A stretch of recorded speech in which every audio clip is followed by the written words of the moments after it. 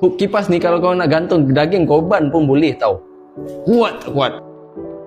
Okey guys, ini adalah tempat nak gantung hook kipas. Bila mananya ada plaster ceiling ataupun menggunakan rangka besi plaster ceiling, pastinya akan ada hook kipas seperti ini. Dah banyak dah pemaju-pemaju menggunakan sistem ini dan pastinya akan ada yang komplain, bahaya ni bos, tak kuat ni bos. Bang, benda ni setakat sport rim 19 10JJ, offset negatif 10, relax dia boleh gantung.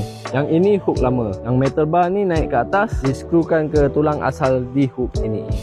Tengok saya cuba ni bang, kuat, sangat kuat. Walaupun kita menggunakan metal bar sebagai tertulang support, tetapi kalau dah banyak setakat kipas, no problem. Anda dapat sesuatu.